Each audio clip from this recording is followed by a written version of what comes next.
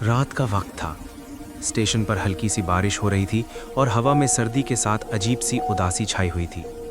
पुराना railway station जहां लोग आना जाना छोड़ चुके थे, आज भी जिंदा लग रहा था, मगर सिर्फ इसलिए क्योंकि यहां से एक ट्रेन गुजरती थी, भूतिया ट्रेन। गांव के लोग कहते थे कि ये ट्रेन हर रात 12:15 पर आती है।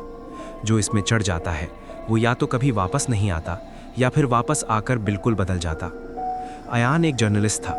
शहर से दूर रहकर वो पुरानी कहानियों, अफवाहों और हॉन्टेड जगहों पर रिसर्च करता था। उसने भूतिया ट्रेन के बारे में बहुत सुना था, गांव वालों से, पुराने रेलवे वर्कर्स से और उन लोगों से जो रात को स्टेशन के पास से गुजरते थे। सबकी बात एक जैसी होती थी, बेटा रात के 12 बजे के बाद उस स्टेशन पर मत जाना। लेकिन अयान डर से ज़्यादा सच जानने में इंटरेस्टेड था। उस रात वो अपनी डायरी और रिकॉर्डर के साथ स्टेशन पर खड़ा था। प्लेटफॉर्म बिल्कुल खाली, सिर्फ एक पुराना बेंच, जंग लगा सिग्नल और अंधेरे में चमकती हुई पटरियां। घड़ी पे 12:14 हो चुके थे। अयान का दिल तेज धड़क रहा था, लेकिन उसने खुद को संभाला।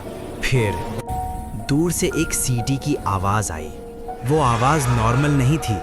उसमें खुशी या सफ़र की एक्साइटमेंट नहीं थी, बल्कि दर्द और चीख का एहसास था। धुंध के बीच से ट्रेन नजर आई। न कोई रोशनी, न कोई अनाउंसमेंट।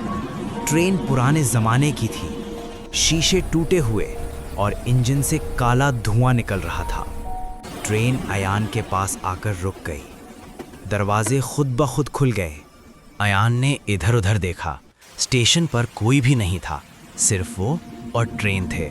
उसका दिमाग कह रहा था वापस चले जाओ, मगर पैर आगे बढ़ गया। वो ट्रेन में चढ़ गया। ट्रेन के अंदर हवा बिल्कुल ठंड थी, जैसे किसी कब्रिस्तान में होती है। सीट्स पर कुछ लोग बैठे थे, मगर वो जिंदा नहीं लग रहे थे। किसी का चेहरा जला हुआ, किसी की आंखें बिल्कुल खाली थी और किसी के जिस्म से पानी टपक रहा था, जैसे वो डूब कर मरा हो। अयान ने एक बुजुर्ग आदमी को देखा जो खिड़की के पास बैठा था। उसने धीमी आवाज में कहा, तुम भी गलती से चढ़ गए हो बेटा? अयान ने घबरा कर पूछा, ये ट्रेन कहाँ जा रही है और आप कौन हैं? बुजुर्ग ने गहरी सांस ली। हम वो हैं जो इस ट्रेन के साथ मर गए थे। ट्रेन चल पड़ी। बाहर अंधेरा और गहरा हो गया। बुजुर्ग ने कहानी सुनानी शुरू की।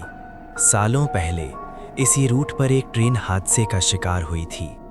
ज़्यादा रफ्तार, ख़राब सिग्नल्स और लापरवाही की वजह से ट्रेन ब्रिज से नीचे गिर गई। कोई जिंदा नहीं बचा। अयान का गला सूख गया, मगर हमारी रूहें यहीं फंस गईं। हर रात ये ट्रेन चलती है और जो इसमें चढ़ जाता है वो भी इस सफ़र का हिस्सा बन जाता है। अयान ने चीख कर कहा, मुझे उतरना है। बुजुर्ग ने अफसोस से सिर हिलाया। बुजुर्ग ने कहा, तुम इस ट्रेन से सिर्फ एक ही तरीके से उतर सकते हो। अयान ने डरते हुए पूछा, वो कैसे? उसके बाद ट्रेन अचानक रुक गई। बाहर कोई स्टेशन नहीं था, सिर्फ अंधेरा और हवा में चीखों की आवाजें सुनाई दे रही थीं। तुम्हें अपनी जगह किसी और को देनी होगी, बुजुर्ग ने कहा। अयान समझ गया, मतलब किसी और को इस ट्रेन में लाना पड़ेगा। बुजुर्ग ने आंखें बंद कर लीं, या फिर खुद यहीं रह जाना। ट्रेन के दरवाजे खुले। दूर से किसी के कदम की आवाज आ रही थी। कोई और इंसान स्टेशन पर आ चुका था।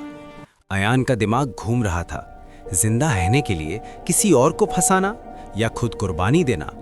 उसने अपनी डायरी निकाली और जोर से चीखा, कोई मत आना, ये भूतिया ट्रेन हकीकत है।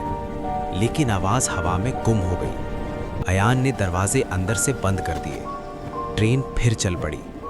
बुजुर्ग ने हैरानी से देखा, तुमने खुद को कैद कर लिया? अयान ने आंसुओं के साथ कहा, मैं गलत था, मैंने गांव वालों की बातों पे यकीन नहीं किया।